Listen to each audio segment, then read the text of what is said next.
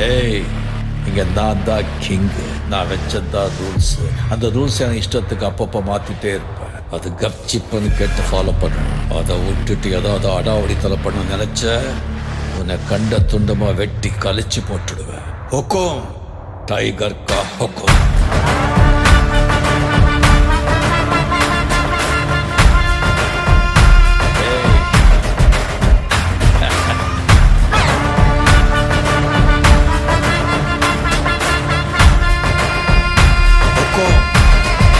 tiger கலவர